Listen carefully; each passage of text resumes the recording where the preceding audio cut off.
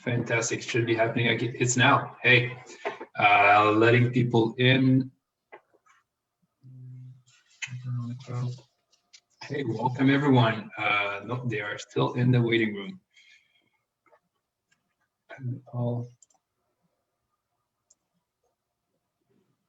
Hey.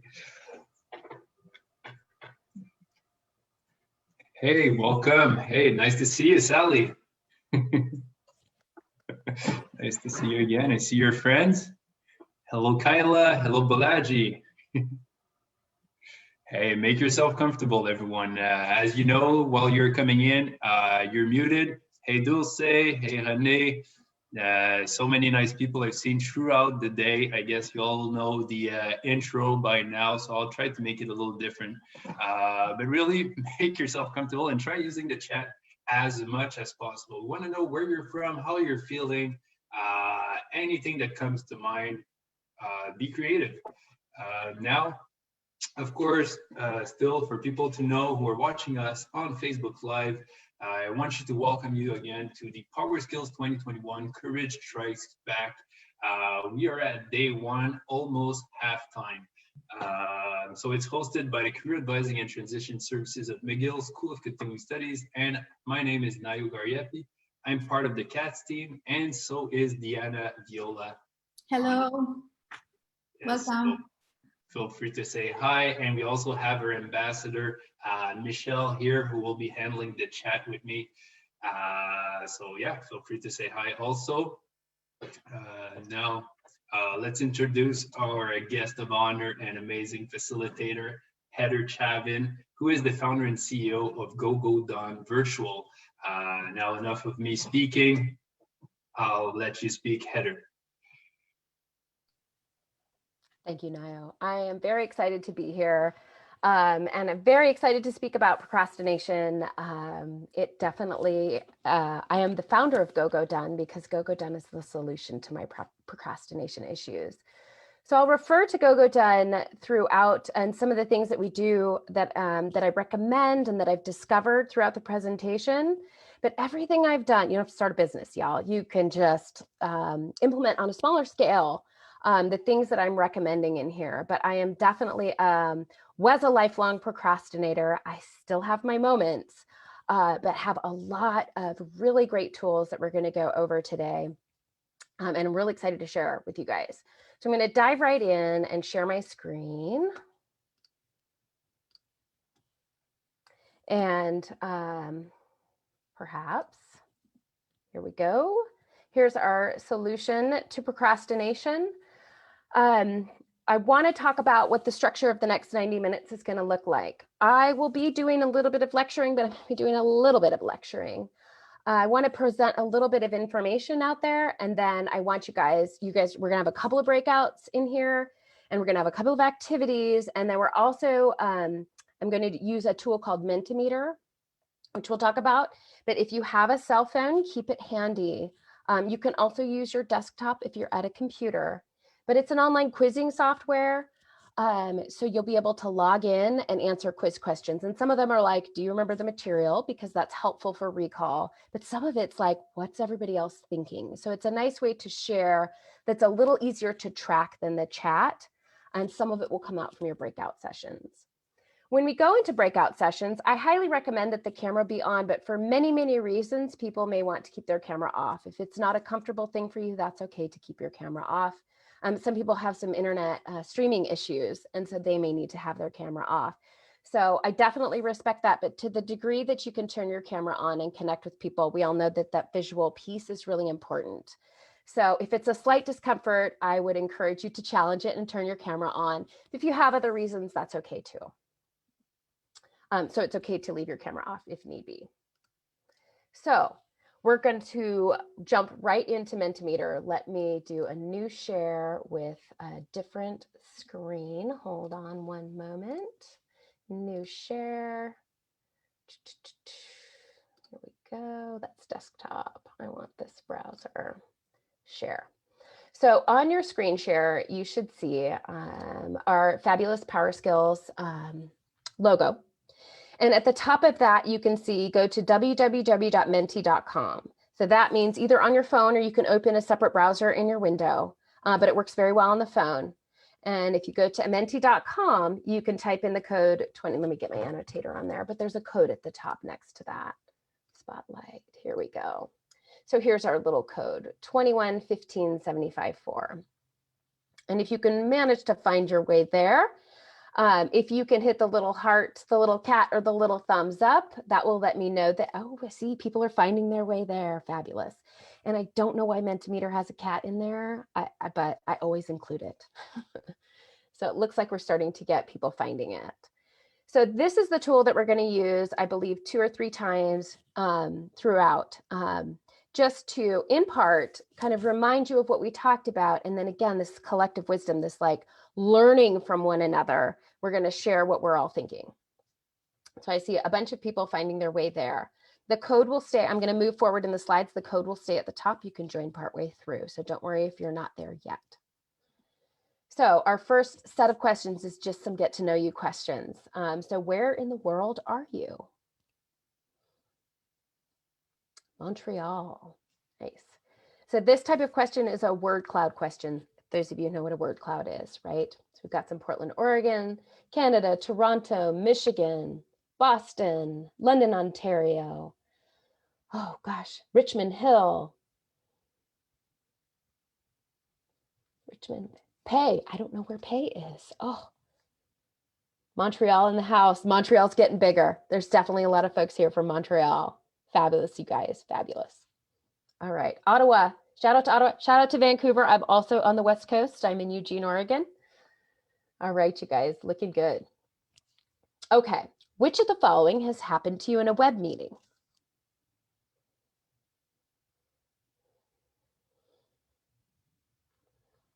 I mean, really, if everybody doesn't click speaking while on mute, you're lying. Or you don't speak in meetings. That could also be a thing too. Shout out to the cats on screen. Shout out to the child interruptions. While you guys are filling that out, I have to tell you the story about my stepsister. Moved to remote work. She has, this was like maybe half a year ago, so he's maybe 3. Her son, buck naked, gave himself his bangs a haircut. He just was like, check this out. I'm just going to chop all these off. Went running in while she's on a Zoom meeting to be like, Mom, check it out. I cut my own hair. Stark naked. And she's kind of like, can I have a minute, you guys? True story. So cats and kids, we all do talk on mute, but cats and kids are the honest, for some of us, the most fun on Zoom. But yes. So rank the following foods in importance to have on hand in a pandemic.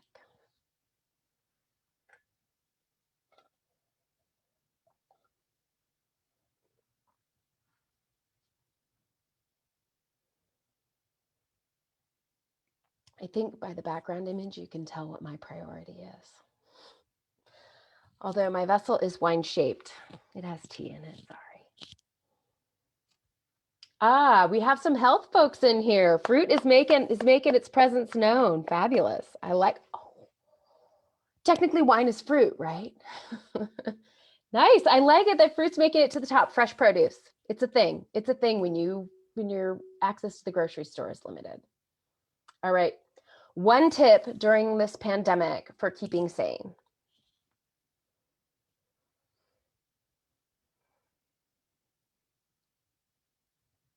Get outside. Yes, yes, yes.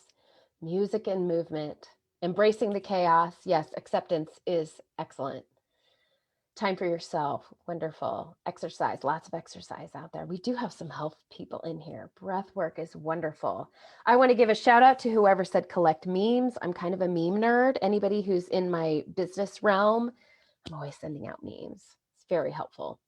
Orange Theory. That's more exercise. Excellent, excellent, excellent, you guys. Yeah, lots of people getting into the physical body, and we're going to talk about our physical environments. So this is good. You guys are people who are in touch with your body. I think it's wonderful. Okay, so we're done with this guy. We're going to move on to back to the presentation. Let me do a reshare. So you guys have a sense of how to use Mentimeter, and we will be playing with that as we move down the road. So let's get into the meat. Let me get in here. Oh, I'm on the wrong screen. You guys, I shared the wrong screen. This is what happens. here's my keynote presentation. This is the right screen. So a lot of what I'm going to talk about, this is 90 minutes. You're going to retain almost nothing from this 90 minutes. I'm hoping that you guys get one or two key things. But if you want to dig deeper, there's a great book called Willpower Doesn't Work. And I don't think it's the be all end all of everything, but a lot of the environmental design things I'm pulling from, and you'll see some quotes in the presentation are coming from this book. So this is a good, like, I want to sit with it for a while and I want to marinate in it. So use this 90 minutes to be like, is this for me? And if it is, this is definitely a book I recommend. There'll be some other resources along the way as well. But I wanted to be sure that this one is on your radar. Willpower does have a role in your life, but that's not going to be the focus of this meeting, of this workshop. So I want to share a story of how I got here. So my story of how I got here starts with my first stint working remotely. And I worked remotely for 9 years for one company and then half-time remotely for another company for about 3 years. And I really felt like, I've never suffered for a certain level of self-confidence. I know I'm not the greatest at really anything, but I'm good. I got this. If I work hard enough, I can get an A. That's a thing for me. And as I started working remotely, I found here's my to-do list for the day. And on Friday, I would be working on Monday's to-do list. And it got to the point where I really felt like what I could aspire for myself and what I could imagine that I could do was different than what I was putting out. And so I thought, oh, I should try harder. And then I thought I should try harder again because I missed the mark again and I missed the mark again. And eventually the tape that started to play in my head was one of, if you really wanted this, you'd be doing it. What's wrong with you? Why are you so weak? You think you want this, but yet you don't do it. What's going on? And I really started to have a lot of negative self-talk. I knew I was a worthy person. I valued my soul. My parents loved me, lots of great stuff. But I was like, what in the world is going on? So that was just really difficult for me. And I swam in that for a while and kept trying to try harder and try harder and try harder. And then finally, I made a series of decisions that put me in a different kind of social group of people who were experimenting. And I started experimenting. And I did, with a group of people, did some experimentation and did a lot of deep self-reflection and started to look at the way that I worked. And that ended up being a really important step. So this idea that procrastination is because we're weak is 100% BS. And if there is one thing that you take from this 90 minutes is that it is not you. There is nothing wrong with you. The reason you're not getting things done is not because you're not okay and not because you're weird or wrong or bad or anything. It's about the tactics that you're using. It's about how you're set up psychologically, physically, and the tactics that you're using to move forward in the world. And what I ended up discovering was something called environmental design. It has a name now. It didn't have a name at the time that I was playing with it or I wasn't aware of it. But for me, what I needed was a different environment to be in. And at its core, what is environmental design? It's about changes in your environment, and it creates changes in your thoughts and emotions, and as a consequence, changes in your actions. So environmental design has to do with what your physical environment is. It has to do with your psychological environment. So the tapes that are playing in your head, your self-talk, your cognitive habits, the way that you tend to think about things and think about doing things. So if you've read about mindset, you've got Carol Dweck's fixed versus what's the other side of that? The mindset stuff, that kind of thing. So there are some of those as well. Psychological environment also has to do with the people around you and what that kind of atmosphere creates. And then the last tool that we'll talk about is forcing functions, which can fall in either category. And those are self-imposed situational factors that force you to act in a prescribed manner. So forcing functions are like when my grocery store said, we don't use plastic bags anymore. Did I ever use a plastic bag again? No. It's not a choice. When you remove sugar from your household, you don't eat sugar. You could maybe when you go out to eat, or you could take a trip to the store, right? But a forcing function, removing Facebook from your phone, those kinds of things are forcing functions, and we'll go into them a little more in depth later. So if you think about this in a really visceral, this is who I am, this is what's going on. When you walk into a coffee shop, do you go into downward dog and do a yoga sequence? No, right? When you go into a coffee shop, the environment says, this is what you're going to do. And over time, you do the same things. You develop the habits and it becomes automatic. As all of us have entered into the remote work world, we're desperate for our yoga studios, our gyms, our whatever to open. Why is that? Everything you could do for a workout is at home or on YouTube, right? I've been working out with the same group of people on YouTube since before the pandemic started, right? But we pay for our yoga studio because all you got to do is show up. And once you show up, you'll do the entire yoga sequence. Everyone around you creates a power and creates a momentum for you to follow. So, and then our last picture, who strays from the path? Sometimes you stray from the path, but for the most part, when there's a path, we follow it. So as humans, we all regularly commit the fundamental attribution error. We tend to attribute the cause of something to us exclusively. And for those of us in here from the United States, we're a very individualistic society. If somebody does something, we want to know who's responsible, whether it's good or bad. We want to find the one person. And we really tend to not take into account what's going on around the person and what situational factors happen and what other people around them happen. Nobody ever did anything alone. Steve Jobs never did anything alone. Nobody ever does anything alone. So looking at that team, looking at the situation. If you've ever read Outliers from Malcolm Gladwell, it's all about the circumstances, timing, luck, and the individual.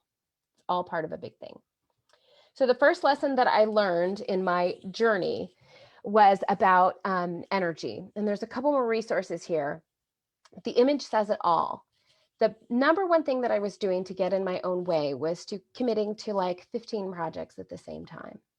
And the same amount of energy is expended in both of these. And you can see the progress that's made in all of these, right? So if you have too many things on your plate, there is 0% chance. If you were to say next month, there will be, like, I could wave a magic wand and next month you would not procrastinate at all. If you have 15 things on your plate, this is what you're going to look like. You're going to go in 1,000 different directions, one step, rather than 1,000 steps in one direction. So the first step, and I don't go into depth on this in this presentation, but you can't go 1,000 steps in 1,000 different directions. You need to pick a direction. And that comes with saying no to other things, which is a difficult thing to do. So just solving procrastination doesn't mean you'll achieve your goals.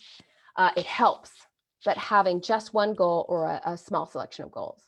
I put Charles Gilkey's book, Start Finishing, in here, which I think is great. And he comes up with the number 5. You can't have more than 5 things at any one time. And if you want to work on making improvements to your health and fitness, that counts as 1. If you want to spend time with your kids and family, that's 2, right? What's that leaving for work stuff, right? So how many different goals you have at once is a big deal. So before we go into our first breakout session, this is your warm up for your breakout. Gretchen Rubin, this is non-scientific, but I swear to you guys, it's going to be science one day. She has a quiz that you can take.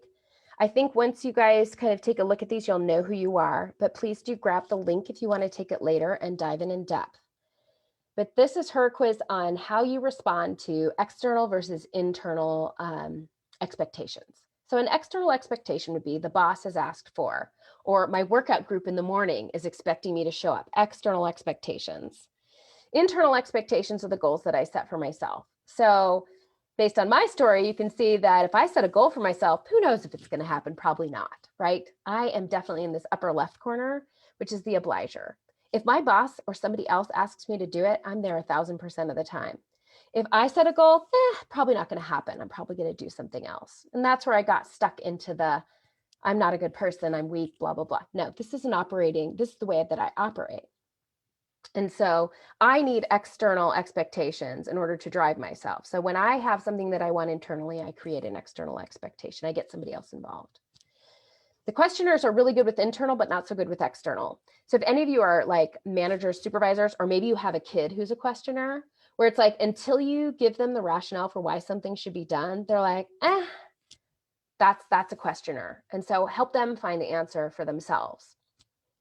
Your upholders, probably no upholders are in this session. If there's an upholder in this session, they're in here to figure out what their rebel spouse is doing or what their child questioner, why they won't stop asking questions.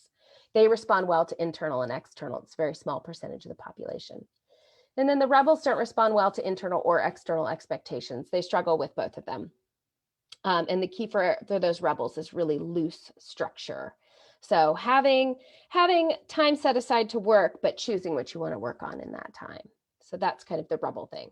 So definitely, I'll put the link in the chat so that you guys can grab it and take it for your reference in the future. Grab the chat.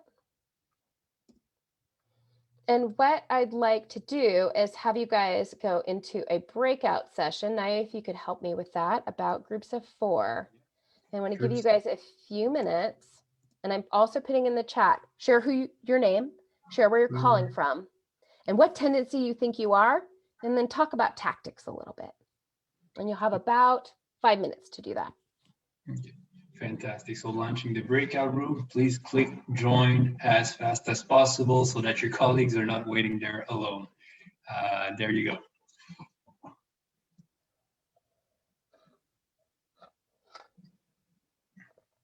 But you recommend for each of the tendencies.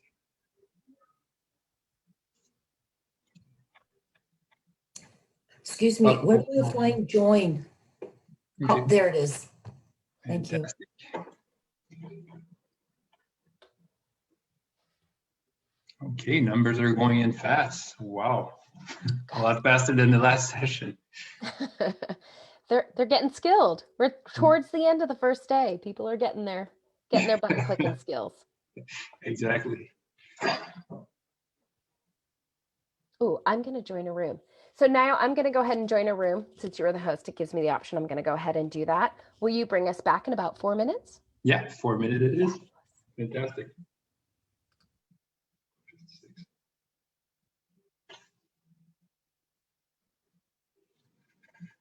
Okay, hey Diana. Oh. Like in the first quiz, you are muted. We have Carolina in this call. Hey, hi Carolina. Yes, okay, great. So I love her tool. Huh? I love her tool. The Mentimeter? Yeah, I love it. Yeah, I saw that once before, and I don't know why we don't use it more. It's completely, it's fabulous, and I think it would be amazing for the speakers, like to do kind of a wrap up at the end with that Mentimeter. Yeah, I saw which one. The one that teacher uses. I don't remember. There's one that teachers used to use in class. Okay, I know. Quizzes. We talked about it the other day. It's on your phone, and I don't remember. And they do like for teams, and you get points, and it's on your phone. I forgot. Okay, nice. Maybe Kaboom. I know there's a Slido that is similar, but let me just jump in here. Sonia is asking for help. I'll be back in this. I guess it's Scout. Hello. Scout, exactly. That one. I was talking about that one. Okay, great. Just want to see here. Everyone is in a group. Jackie is on. Okay, they're back. I believe they're back. Move to 13. We have 19 people here in the main room. Okay, 19 people, and just making sure all the groups are not alone. And I'm gonna join Sonia. Coming back. Okay.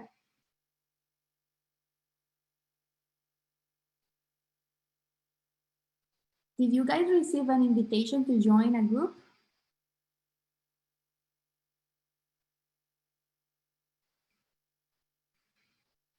No? Oh, okay. I see your message, Ray. You are not able to join. It's all good.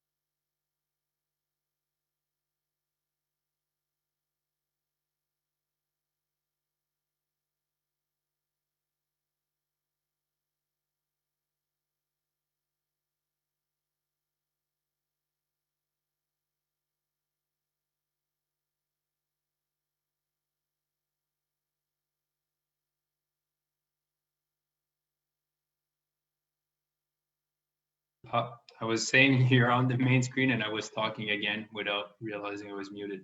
Crazy how many times it happens in the same day.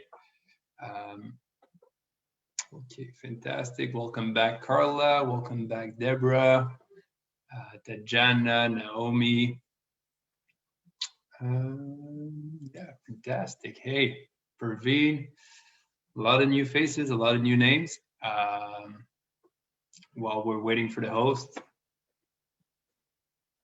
I was going to turn my video off because I'm eating. Yeah. Really late lunch today. Sorry. Yes, same here. Fantastic. So all rooms are closed. Did we lose our speaker? I don't think so. I'm here. Oh, fantastic. Welcome back. Because that's the most fun. And as we were leaving, Kayla was making a really good point about knowing your tendency. And again, this is like personality tests. It's not like rules and this is how it is forever. But if you have family members, friends, family members, kids, coworkers, reports or supervisors, kind of knowing, if you know somebody's a questioner, don't say, hey, so-and-so, I'd like you to get this done. That's what you say to upholders and obligers. When you've got a questioner, you're like, okay, so-and-so, I'd like you to get this done. And here's why, right? So it kind of just colors the way that you interface with people. So when I coach people, I always want to know what's going on. Should I spend a half an hour telling you why, or can we just move on, right? So two different kind of tactics there. Okay, so let me see what's next. So we're going to pop into Mentimeter. So we're going to debrief this via Mentimeter. Let me grab that and share that screen. That's gonna, I have to, hold on, I gotta get the cancel, gotta get my share screen skills in place. So grab your phone or that browser window and head back to Mentimeter, and we're gonna do our first little quiz. Come on, let's advance. Okay, so which best describes environmental design? So this is a little bit of a knowledge test to help you recall and to try to get some stuff into your longer term memory.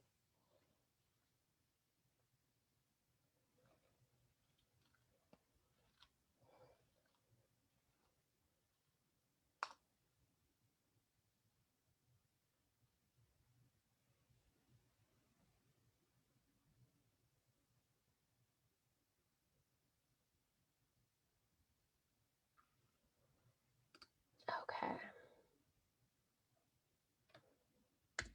How are we doing? Intentionally designing your environment and adding forcing functions. Absolutely.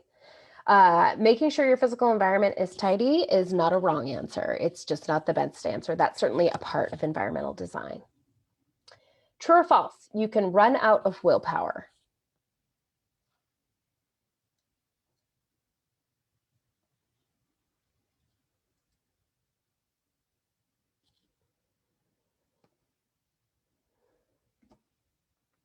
And the answer is true. There are tactics you can use to replenish willpower. Like if at any point somebody like kidnapped your child and said, unless you do XYZ, you're going to do XYZ. And there are much less extreme versions of that. So you can always tap into some other like reserve resources. But in general, willpower will run out by the end of the day, and especially in this current stressful environment. The fundamental attribution error states that we're more likely to see the cause of something is due to the person exclusively and not factor in what.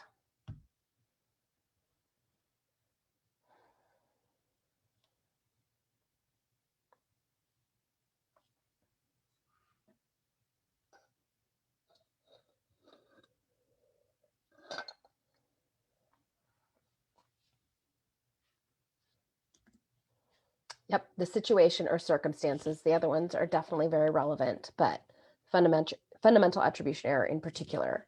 It's never just the person. Take the broader view. Which tendency is the best match for you? Let's see who we have in the room.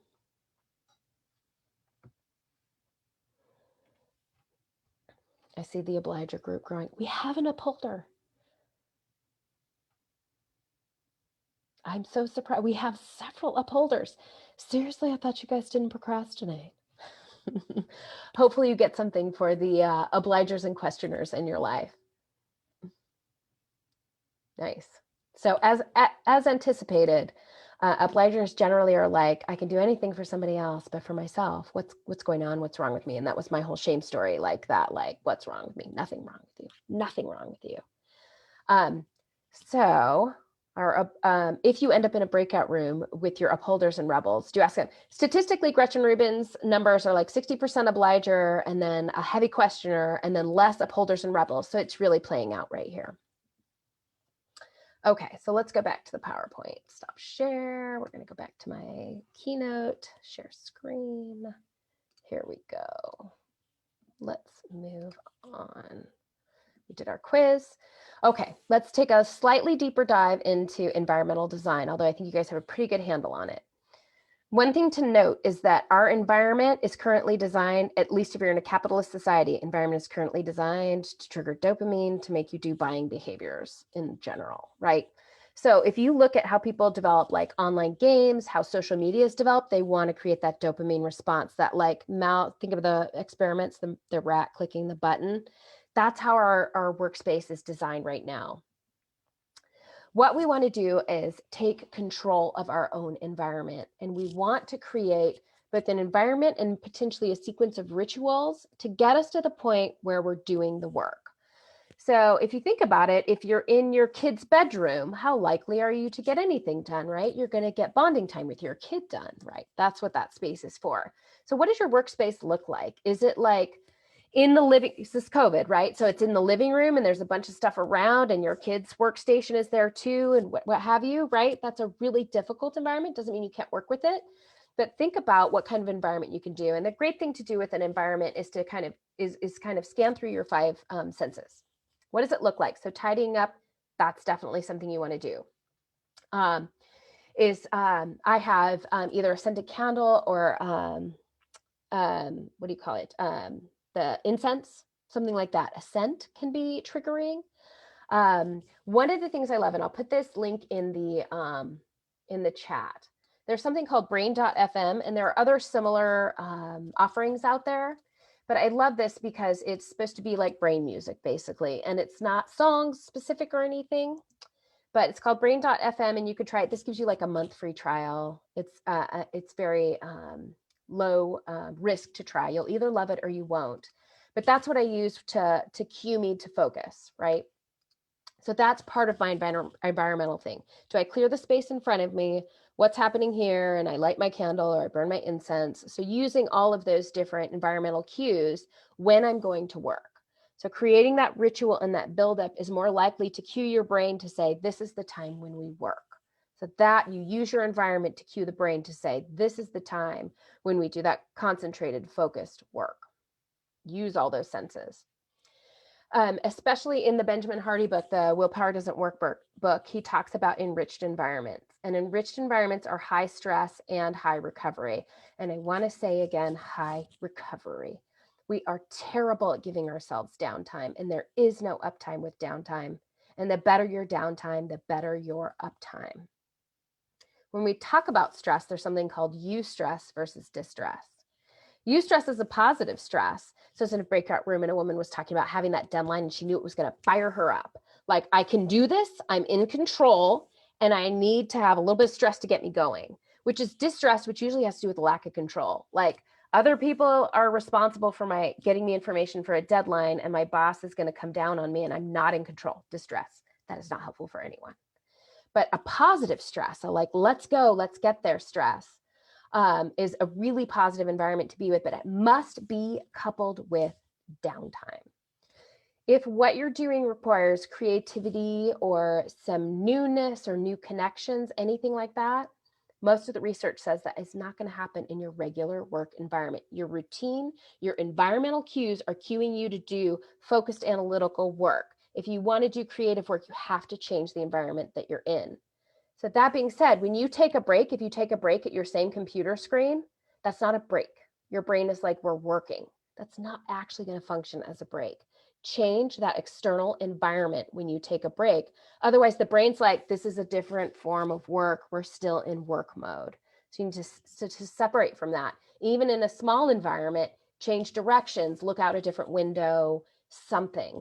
But create the same thing that you might do to create a flow state for work. create a relaxation state for downtime and for recovery. Elimination, always great. If anybody's read Marie Kondo's Magic of Tidying Up, if anybody's cleaned and been like, why didn't I do this earlier? I feel so much better. You know exactly what I'm talking about. It also applies to what's on the screen in front of you. And if you have 47 tabs open, that's really a heavy cognitive load. The brain is working really hard to process all of that. And when you're like, where's the tab for? 47 choices, lots of brain load. So less is more when it comes to focus and getting things done and getting over that procrastination hump. And I know Sally's in this group and she is the tab queen, but there are ways to keep your tabs open and minimize and open a new browser window that has 1 or 2 tabs for the task at hand. So if you're a tab person, great, minimize that window. And what are you actively working with? Only have that number of tabs. When it comes to our psychological environment, so this is where we tap into other people, and you cannot get out of this presentation without hearing other people, other people, other people. Human beings are pack animals, we're communal creatures, we do not survive without our tribe. So other people are going to factor into this. And so it happens unconsciously or passively based on who you're swimming in the pond with. And so I think probably a lot of people here have heard of Jim Rohn's thing about this, you're the sum of the 5 people closest to you. And the research actually says the sum of the 5 people closest to you and the 5 people closest to them. They did some like body mass index studies and weight and all of that. And it's like, it matters who you know and who they know. It's a big deal. So there's something called the Pygmalion effect. The expectations of those around you establish your own personal rules and expectations.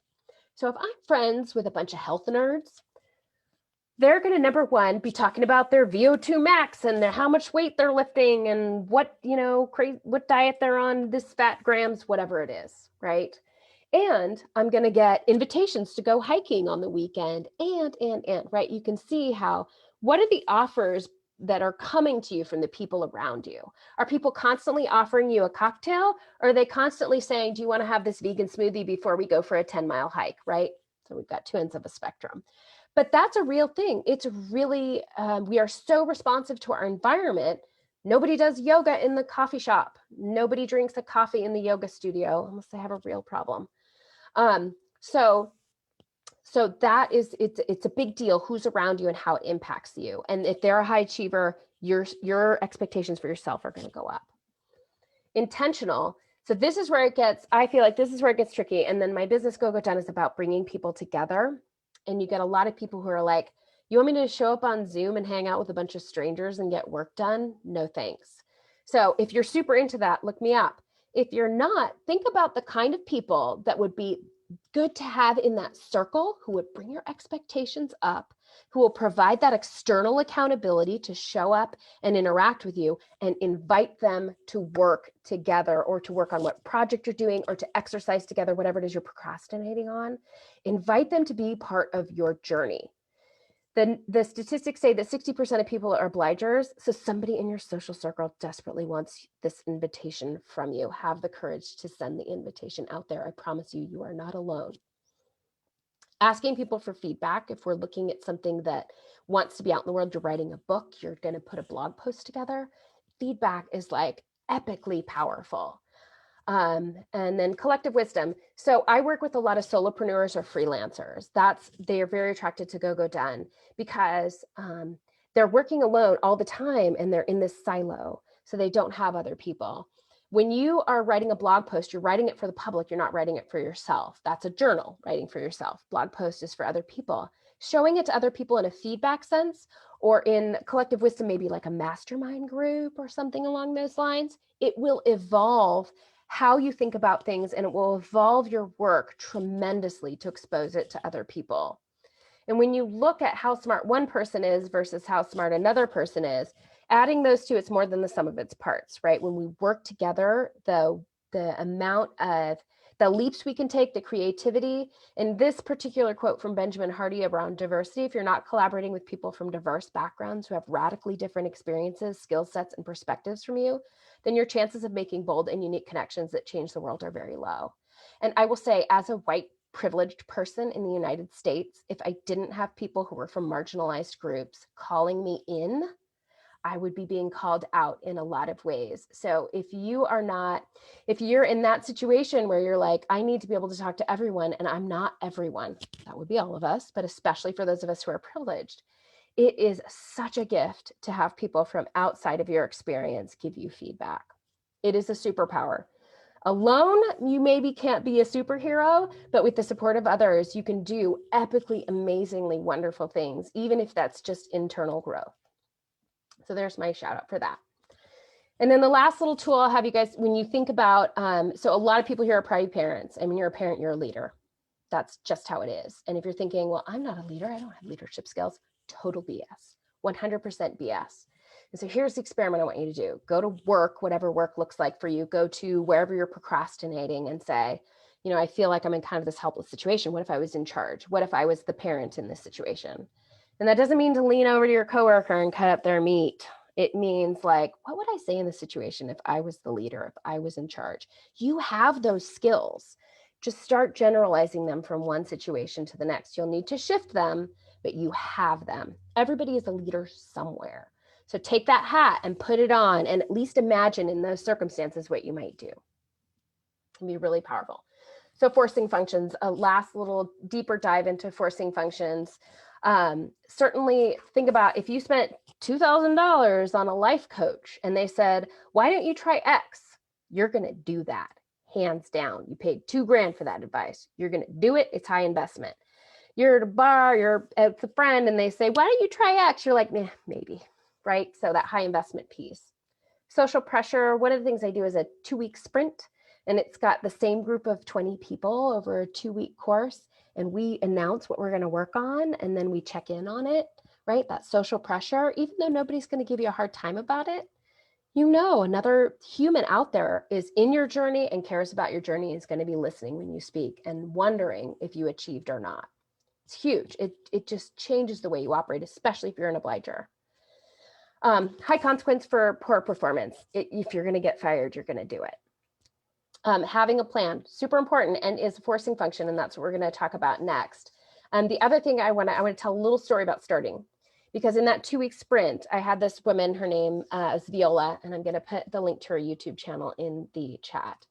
So she had this idea. She has a pretty severe disability, and she has experienced a lot of actual discrimination and ignorance based on that. She wanted to start a YouTube channel to help people understand, just like, don't be afraid and understand some stuff and ask questions and answer questions.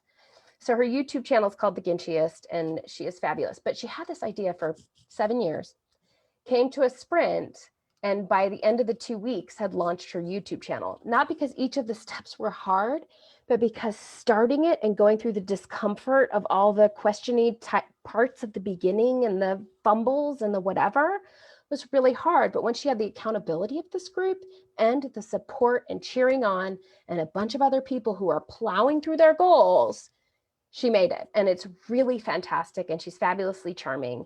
And if you don't know a lot about people with disabilities, or that gives you a little bit of a discomfort thing, or you've never hired somebody or worked with somebody with a disability, please do follow her channel. It's really fantastic. But to get the start and to get that cocoon around her, just launched her immediately. And she has continued from there on. Really fantastic. So we've talked about some sample forcing functions, deadlines, competition, publicly stating your goals. If you've got fitness ones, sign up for a race competition, what have you.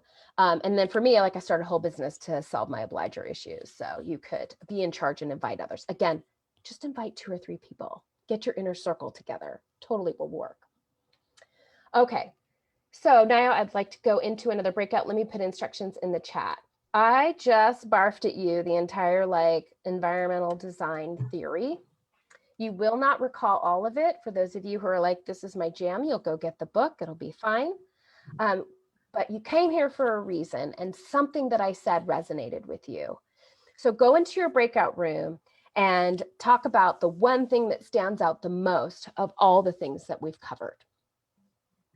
Fantastic. So thank you. I'll set the breakout rooms again. Just like last time, some people had questions about the question. So if you can't find it, at the bottom of your screen, you're going to have the live transcript. And I'm also going to be sharing it as a message.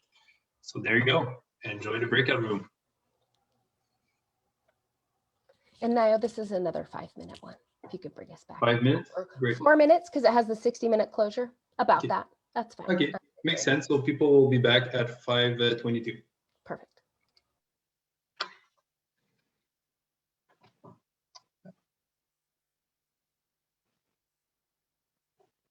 Hello. Hey, hi. Are we the only ones in the breakout? No, so this is not the breakout. This is the main room. Okay. You're not assigned. Let me just assign you here. Yeah, I'm sorry. I had to join late. Oh, okay, no problem. That's why I guess there's a few new people here. It's always fun to have more people here.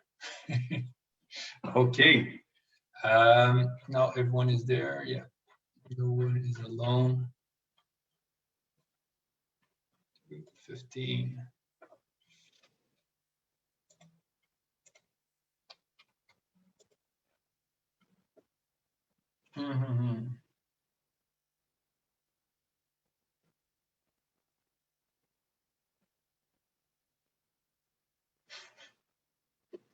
What is the title of the book on environmental design?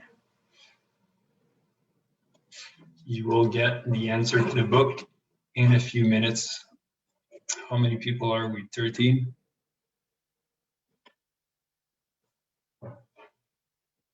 Okay.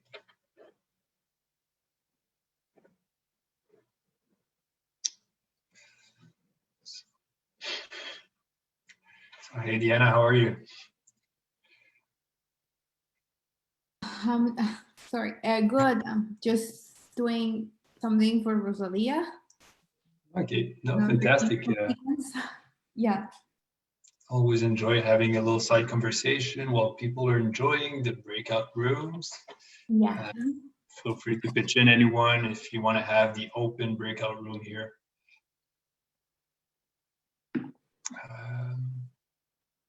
So do you know what you would consider yourself, Diana? An obliger, questioner, or a rebel? A questionnaire, maybe. Yeah, for sure. Me too. A questioner. I have to be convinced to see value in what I do. But normally I'm sometimes able to convince myself. But Yeah. And I'm all the time, I ask questions about everything that I do, like the meaning and understanding the value of everything and trying to find meaning in everything that I do. yeah, exactly. And it's by asking the right questions, asking the right question and going a little bit on Google and talking with people. Yeah, for sure. I can be annoying sometimes asking so many questions because some people don't like, they are like more figure yourself out, but I'm more like, just explain me. Yeah, for sure. I guess it all depends also on the situation. And some situation I feel would be maybe how did you call it, the obliger and the obliger have trouble remembering the titles, but yeah, like when in need, you kind of step up. Like if someone needs you, but most of the time I prefer the reasoning. Yeah. And I like what she said about setting your environment. I've noticed that I enjoy so much putting candles, like lighting candles, and I feel more relaxed and more productive when everything's organized. That's true. When I have kind of like 1,000 tabs open and 2 browsers and documents all around and my desktop full of designs and files, I cannot like focus on, like it's annoying working. Like I start my computing, I see that mess and I start with the wrong foot. Yeah, no, I feel you, and I realize that it does happen to me also sometimes. I like everything to be neat on the computer, but I mostly like my physical space to be pretty neat. So Except here, by today. yeah, well, today it's you do what you can with what you with what you have. I need to have all my lunches, enough coffee to not move in during the sessions, and 2 computers, a phone, a tablet, and a few things. You wouldn't want to see my workspace now. No, mine is horrible. No. Okay, so hey, welcome back, people.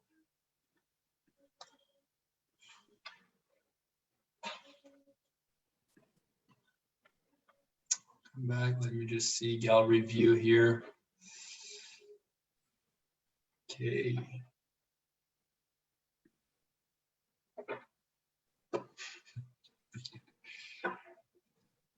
Nice. So last 15 seconds.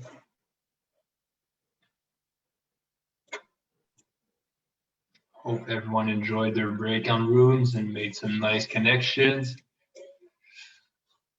Wow, Lisa, it's sunny where you are. Lucky you. Here it's dark as night. So great breakout. I got to participate in the breakout, and I want to call Dulce again. And we talked about, she was talking specifically about a family member using the phone a lot. And I want to just call back to, there's a difference between like zoning out for survival, which you should do. If it's for survival, do it. And there's a difference between replenishing. And so playing some kind of video game video game on the phone, or scrolling social media, like if that keeps you from like freaking out, we do that, we survive. But it's not going to recharge your batteries. Recharging your batteries is self-reflection time, meditation, connecting with people, exercise, doing a creative activity that you love, that kind of thing. We zone out to survive, but to replenish, it's got to be something else. It's got to not be the dopamine triggers, right? And that will like soothe you in the short term. But it's not going to be oxytocin and serotonin, which is connection and relaxation and recharging of the batteries. Is a really important distinction to make.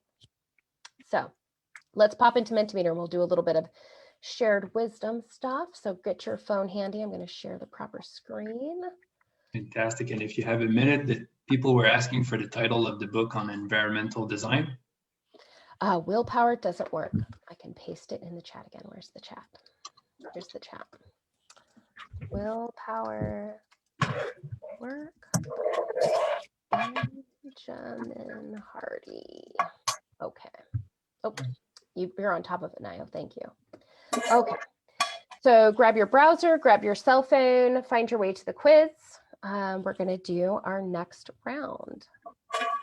Get it going. Okay. Enriched environments are high stress, the positive version, and high what?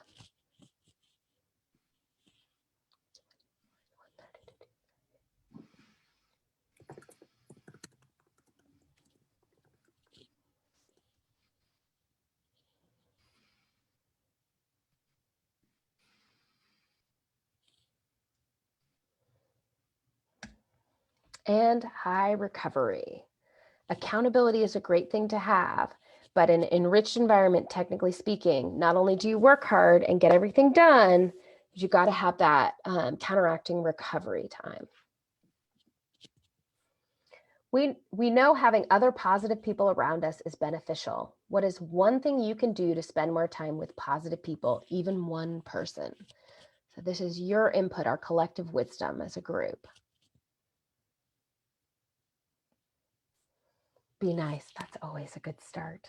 That's always a good start. And when you're really stressed out, it's really hard to do.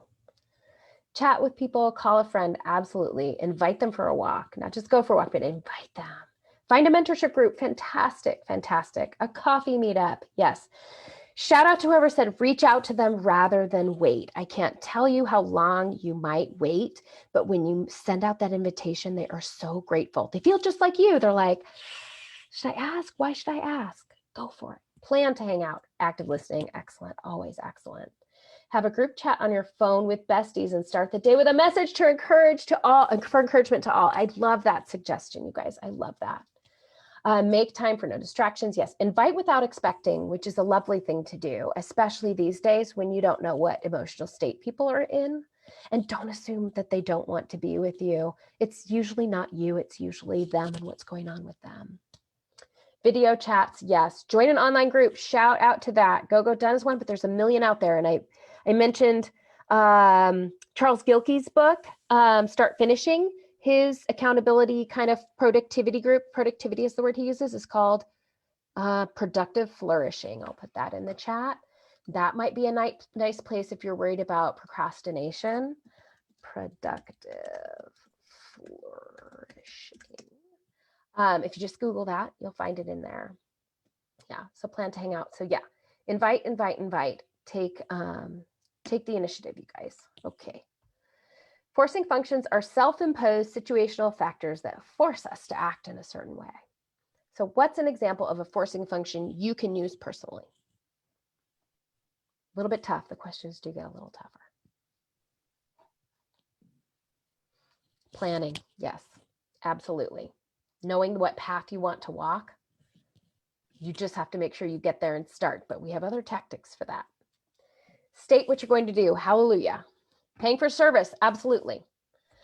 Removing sugar from your home, beautiful, beautiful. Making a to-do list. Doesn't necessarily force you to do it. I'd pair that with something else, but yes, it's the part of the plan, right? Once you start the path. Ooh, I like the count to 3 and do it. I forget who that woman is, but somebody's following that woman. She's fabulous. Removing Facebook, absolutely, right? You can't go there, or you could potentially log in and take a bunch of extra steps. Accountability buddies, shout out to that. Anything to do with accountability buddies and other people, absolutely. Transparency, 100%. Say it out loud, 100%. Build a ritual. Fabulous, you guys. You've got it. You've got all the answers, right? And honestly, you'll get to the end of this and it will be like, none of it was rocket science. It's the doing that's the hard part. It's not hard. It's not technically a genius move to call a friend and say, will you be my workout buddy? But why doesn't everybody do it? There is a hard part to it. It's putting yourself out there. It's asking for help and all of that. So nothing's rocket science, but doing it is what's the hard part. There are books out there that tell you the answer to everything. But how was the last time you read a book and did everything it recommended? That's the hard part. All right, let's go back to our PowerPoint. Keynote, share. And we did our quiz. Okay, how to build an achievable plan. So I talked about having those a 2-week sprint, right? So 2 weeks with a dedicated group of people to make movement on a project. So I'm going to actually share one of the tools that we use. So the person who said planning, having a plan and structuring your time, super, super powerful. So we're going to take a look at the planning document that I use for this group. Here it is, share. And what this does is you still have to show up and start. But once you start and you start down the path will guide you and it will force you into doing some certain things. So the 2-week sprint process, and I'll give you a link to this and we're going to play with it a little bit in our time here. But our 2-week sprint process is really focused on a specific project. Not something you might be procrastinating working out, which is an ongoing kind of thing. So it's a little bit of a different model for that. But we know some of our environmental design tactics with that with your other people. So, but what I do with my sprinters is we have our 2 weeks, they bring a project to the table and they list all the things. So I use my presentation here as an example. So I have to sketch an outline, finalize a broad outline, title, description, bio, detailed outline, and so on. I have all my steps. From there, there's something called an Eisenhower matrix. If you follow James Clear, he calls it, I think, an Eisenhower box. Not my idea, I've got to attribute it. Eisenhower apparently is the one. And you put on your continuums, what's important versus nice to have and urgent versus non-urgent. So when Valerie first talked to me about presenting, this is when I filled this out, not like today, but this was several weeks ago. So what was urgent and important, let me get my annotator, hold on a second. So what was urgent and important, she needed enough to get the commitment and to get me posted online and to get it advertised out there so people could plan. So these were the most urgent things in order to get that posted. So important and urgent. Not urgent at the time was really the guts of the presentation. So my detailed outline, my slides, a first rehearsal, edits for timing and content, and regular rehearsals. That was the guts of it. You'll see down here the Mentimeter quizzes. I could have done this presentation without them, so I had to put them in the nice to have box. And the edits to the fillable PDF. So making this PDF more fun to play with something else. Non-urgent and nice to have was all the promo stuff and a landing page for the full download. So this document will be available to you. I have a way for you guys to get that. Those were all nice to have things. But what I really needed to get it done was in these top 2 boxes. So then I take folks to sketch it out. And I have recently created a mind map version that is not available here because it's very recently created because I'm a very linear thinker. But if you're more of a circular or just a creative thinker, you might want to mind map this. You could mind map this.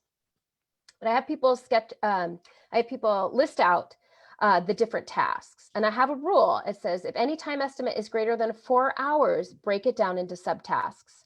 There is evidence, there is double-blind, peer-reviewed studies to say we stink at time estimation, especially shorter term.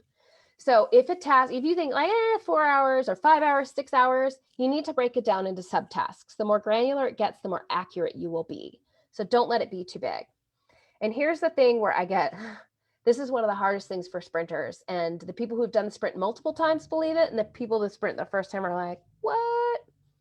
Multiply your time estimate by 3. And I will not budge on this one. And I will say it's one of the most powerful things that you can do. Because we are verifiably terrible at time estimation. We think, so there's another great book. I'm going to bring this book up here. I'll put it in the chat as well. The Willpower Instinct by Kelly McGonigal. Her name's in there somewhere. So as we know, willpower runs out. So this is not necessarily the be all end all. There's a great section in this book that talks about our future selves and how we picture our future selves. I'll type it in the chat in a minute. And we will make bets for our future self that are like we're superheroes. I'm like, well, next week, I'm going to get plenty of sleep. I'm going to eat perfectly. I'm going to exercise every morning. The kid's not going to throw up in the middle of the day. I'm not going to get in an argument with my spouse. My coworker's definitely going to deliver everything they agreed to deliver on time. So yes, I can do these 50 billion different things and I can do them amazingly well. That is how we generally operate. But the reality is your kid's throwing up. You're super pissed at your partner and your coworker's like, you never asked me to do that. You don't get it done. And that's what happens. Or you do some research and you find out, oh, not only do I need thing A, I need thing B and C. Holy cow, I need way more time than this. So this has been the one thing that's been like the most fought and the most valuable and the most true. And I will tell you this, I have been doing this for pretty intensively trying to estimate my time for 3 or 4 years. I would give myself a 2.5 multiplier. It is that tough. I am 100% aware of it and I still stink at it. So I'm gonna stop our share. I'm gonna give you guys a link to this, a shortened version of this document. I'm gonna put it in the chat. This is a Google Doc, so it's gonna be view only, so you can download it. But I'm going to have us all go on mute for about 10 minutes.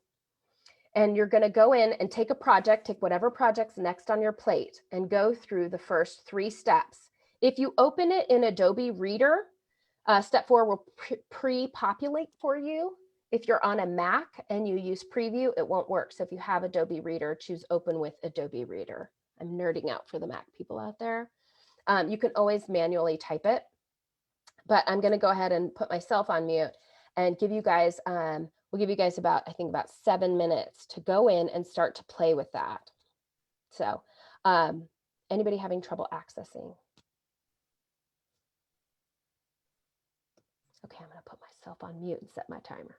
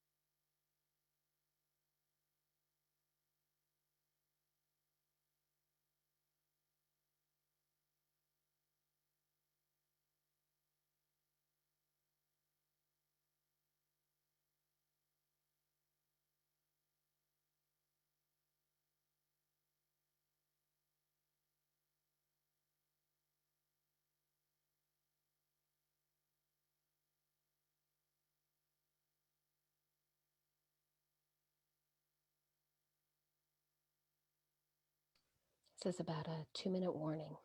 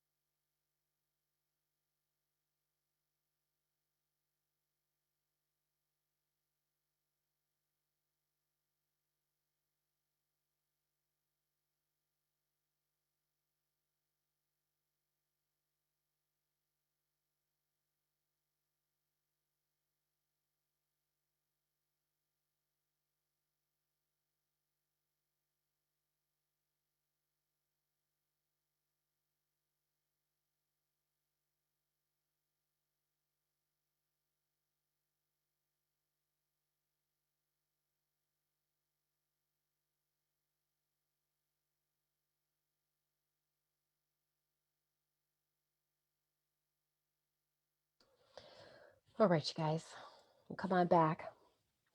We'll do a quick debrief in the chat, and I'll post in the chat. What is one thought or feeling the goal setting exercise brought up for you, especially if you got to the point where you had to have your time estimates multiplied by 3? And I'll just do some shout outs of things as they get posted in the chat.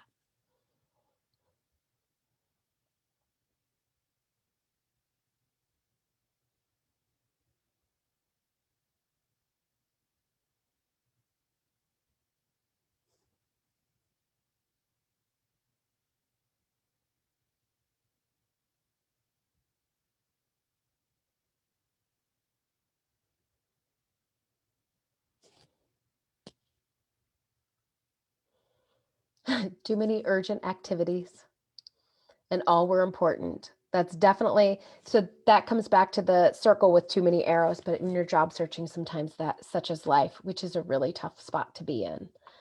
So lots of good downtime is good for that.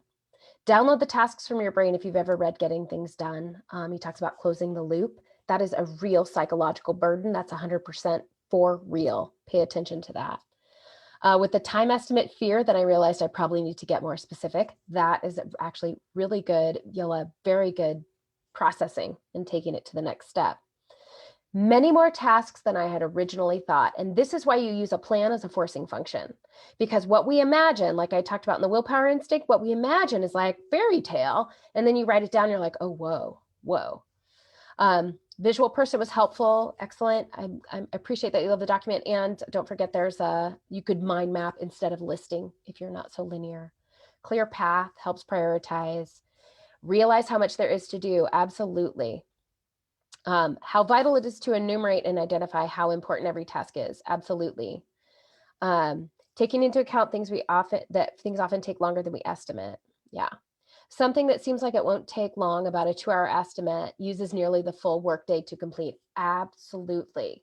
Now, doesn't mean it always takes 3 times the time, but sometimes it will, right? And so as we buffer things. So when I was approached about speaking here, this is what you do to say, do I have time for this in my schedule? And if you looked at my time estimate, it was about 30 hours. It wasn't inconsiderate, it wasn't a small amount of time. It was a big deal. And before you say yes, if you map out a task and your boss says, I'd like you to do blah, blah, blah, you have a very different conversation when you're like, that's a 30-hour ask versus that's a 2-hour ask. Yeah, Kayla, I love this. I start thinking there's so much to do. I'm wasting time writing it down. I should just get started. But I'm wrong, just like cooking and using mise en place. Yes, absolutely. And a little bit of planning goes a long way. The framework gives you peace. I love hearing that. Last 2 questions. Yes. Tasks are vague, and that How do you estimate a vague task? Sometimes you have projects that have vague tasks. That's a reality. And the first step is to research and learn more. So this isn't a foolproof thing for everything, but definitely using a framework like this can be helpful. Glenda, definitely not a linear thinker. Yeah, I would say go for a mind map instead. And in a mind map, you'd use the project and then the big chunk tasks and then get them smaller and smaller and smaller until they're, I'd say even 2 hours or less is a better time estimate, is also a great model to use. I don't see you guys fighting it. This is BS. It's not going to take me that long. Maybe you guys are just polite. But I always think that to myself, and then I actually look at it. And sometimes it goes faster, and that actually takes us to our next slide. Let me take us to our next slide. The real purpose behind this is about environmental design, psychological, right? We talked about physical, psychological, and forcing functions. You use the forcing function of a plan to create a specific psychological environment. So imagine yourself, we're gonna do a little visualization exercise. Imagine yourself, you're at work or you're homeschooling kids, whatever your kind of structured goal-oriented tasks are in your world. What are you emotionally like when you're behind schedule, right? Are you like hugging people and telling them how great they are? Are you like, stop screwing around with that, don't you know how busy I am, right? What's the quality of your work? How eager are you to just check the box and get it out of your face versus bringing your whole authentic self to some beautiful manifestation of who you are, right? Like when you're behind schedule, you're check the boxes. I don't care. Don't bring me something new. Why can't you take care of that yourself, right? We've all been on that continuum, right? And if you're not saying it out loud, you're like thinking in your head, you're like, of course, boss, I'll do that. And in your head, you're like, seriously, dude? Seriously? So, and then let's take the flip side of that coin. You're ahead of schedule. How do you feel? You're like, I've got this. You feel good about it. There's a little patting on the back, like, I know what I'm doing. I got this. Emotionally, you know, somebody asks something, you're like, yeah, I can help you out with that. No problem. Your kids come and say whatever, you're like, hey, what's up? You're there. You're present in the moment. And in fact, whatever step it is that you're doing that you thought would take you a half an hour, but you have an hour and a half for, and you finished it in an hour, you can check your work. You can be like, does this link work? Maybe I should add this little flourish or this little special thing. So even if the time estimates, the extra time estimates are accurate, it forces you into this situation where your psychological state is vastly different, vastly different. When I talked about my little shame spiral and whatever, and had to do less projects. And then when I started using environmental design and did better, absolutely, I just hated saying no to stuff and had to mourn the things that I couldn't do. And that was sucky. And that lasted a very short period of time. But what lasted most of the time was me in a better mood, being nicer to people, liking myself with better self-talk and doing better work. And I had this very clear moment back in my corporate job a couple of years ago. And I had done this, like, I'm going to only do a couple things. And oh my God, are people going to think I'm not helpful? And I'm going to say no to stuff. And oh my God, are people going to be like, what, you're not busy? Like, And I got like my third compliment in 1 week about how great something was. And my boss was like, I'm going to send this to the CEO. This is great work. And I'm just like, what's happening here? I thought when I wasn't busy anymore that I would be like the person in the office. And instead, nobody noticed, first of all. And second, the work I was producing and who I was I got compliments like, you're so nice. Like I was connecting with people and building relationships. I was a different person. And I realized that when I do too much, I don't like who I am. When I do the right amount and do it in a way that I'm proud of, I really like who I am. And it is absolutely worth the pain, the short-term pain of saying no and letting go of the dream of what could be of this particular thing to say a bigger, more powerful yes to the one that I did choose. It's a really hard process to go through and it's painful, but it is short-term compared to how you are in the world every day. Multiply times 3. If there's one thing you take away from this, other than it's not you, it's your tactics. There's nothing wrong with you. Try different tactics. Multiply times 3. When somebody says, can you do this project? Scope it with this. Scope it with this. Get an idea of how many hours it's going to take, and then move forward. So a couple last little things that I want to cover are reflection and the resistance. And we'll just do a real light touch on this.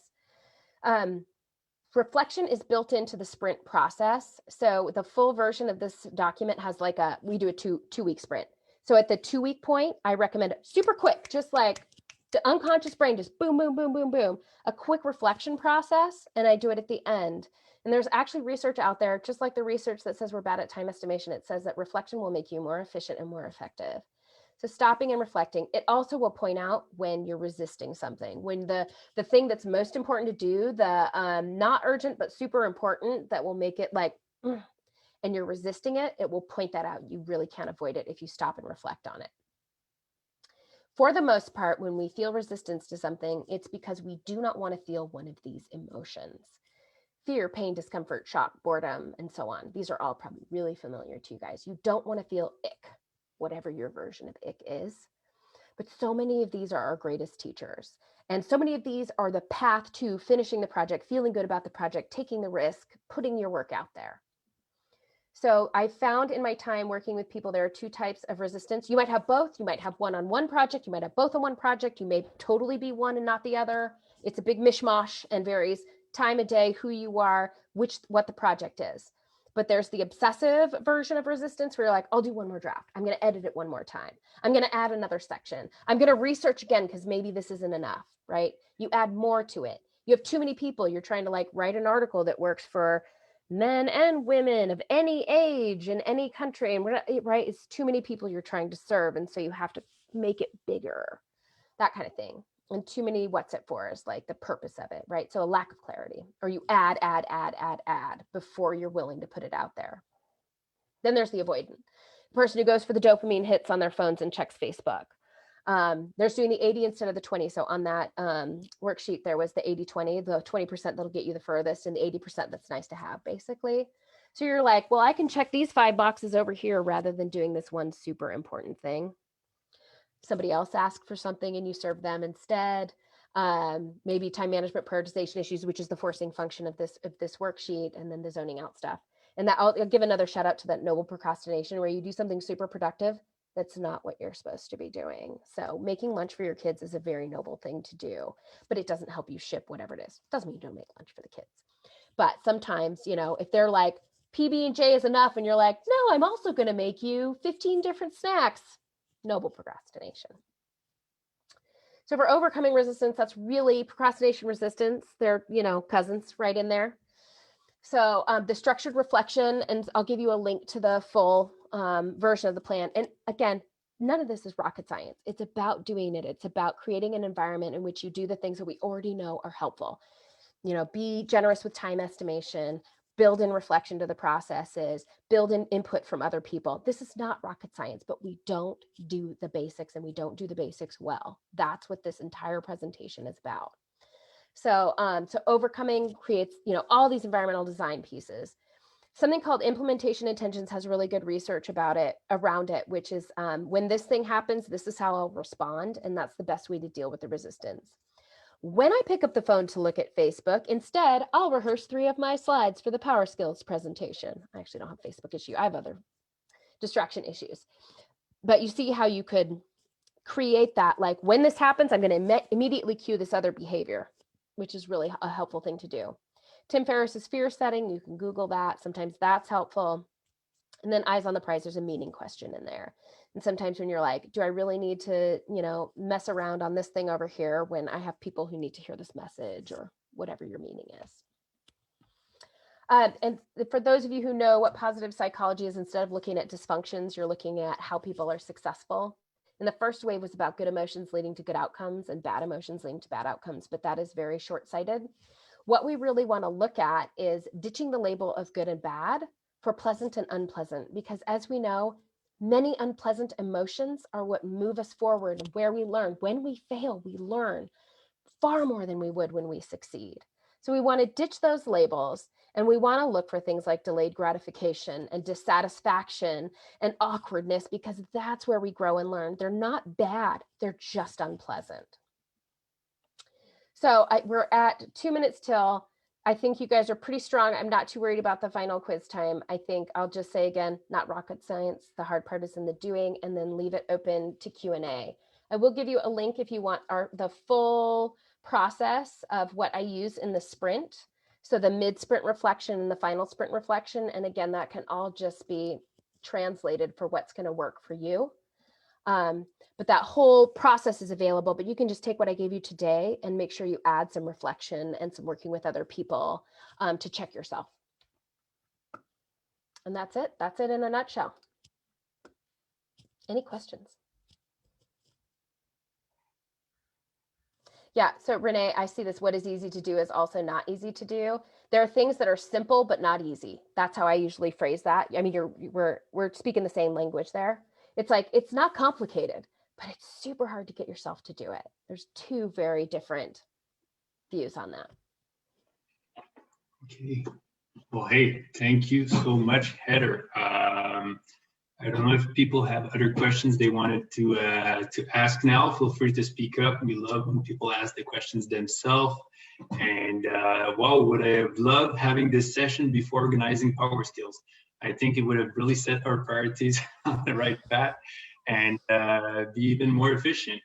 So thank you so much. I registered for the MailChimp and I'm ready to take the lead now. So yeah, thank you so much again, Heather, for sharing your time. I just want to also thank everyone for being so engaged and participating actively in the chat. I hope you made some nice connections in the breakout room. And here I'm going to be sharing also how to contact Heather and ourselves. So feel free. Also, there's the session is already live on Facebook, so you can watch it again and again while you're more rested and full of energy. Sometimes it takes more than once to learn all that was talked about in this session.